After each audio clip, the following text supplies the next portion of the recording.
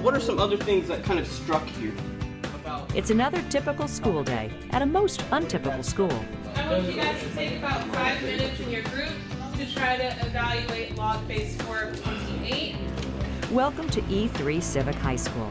It's located not just in the heart of downtown San Diego. It's on the 6th and 7th floors of the city's sleek new main library.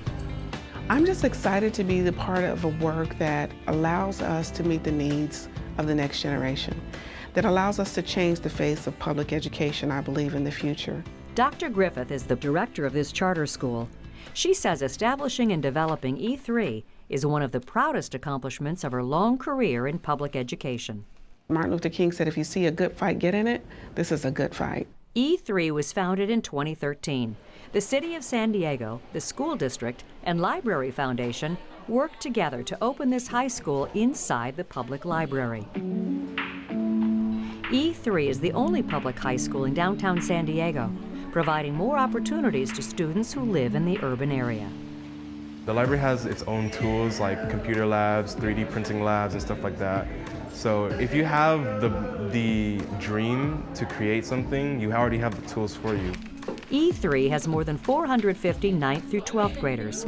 It's a project-based learning school. That means students design and create real-life projects that demonstrate comprehension of everything from mathematics to English.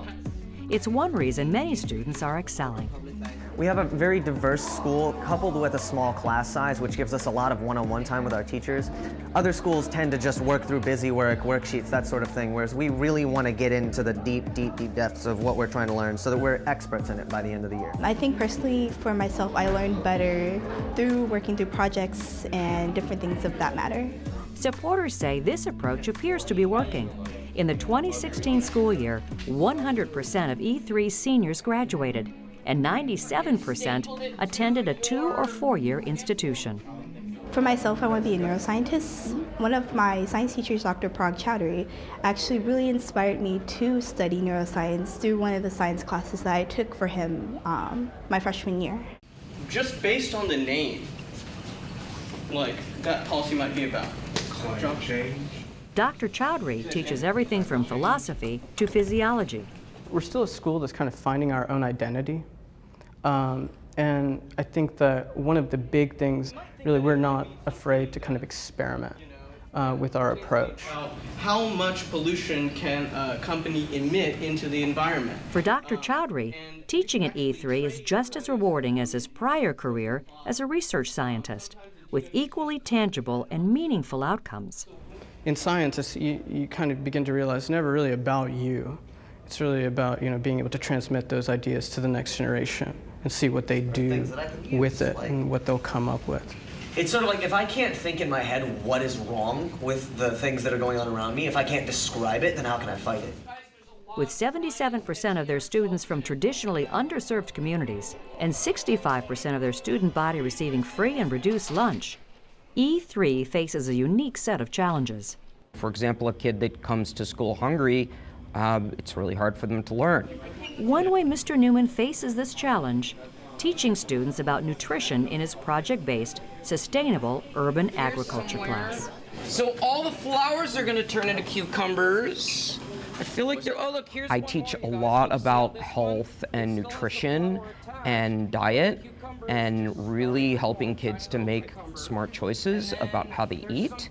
It's especially fun to kind of hear their quirky stories kind of later in the semester or even years later, like, oh, Mr. Newman, every time I eat a cookie, I think of you and I think maybe I should be eating a salad.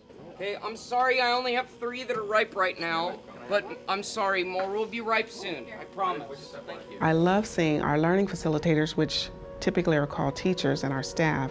I love seeing them step into their next level of capacity and building their ability to carry on this work. Teachers and administrators here recognize not every urban public school will be able to emulate E3's success. After all, very few schools start out literally surrounded by a major library and its vast repository of knowledge. Still, they're hoping other schools will embrace some of their innovative ways of teaching and learning, and most important, E3's deep commitment to helping each student succeed and thrive. E3 has impacted my college decisions because they really inspired me to pursue science. I really like science a lot. I'm very analytical. I tend to take a more slower pace when it comes to different work, and so it's definitely hopeful to have a smaller class size, for it allows me to work more one-on-one with my teachers to really get the support and help that I need. We hope to provide the resources that our students can use to transform their lives into whatever it is they want to be. Everyone gets to know each other. We all have really personal bonds with each other, and as well as the students, with the teachers, and it's just a strong family. The first work of any high school or any new work is to build the culture and climate. If you build the proper culture and climate where every individual is loved, celebrated, respected, and held accountable and incentivized and rewarded and motivated, you can teach them anything. I know, crazy, huh? Students at E3 Civic High have more than 1 million books at their fingertips at the San Diego Central Library. The library is topped by a dome, larger in size than the U.S. Capitol.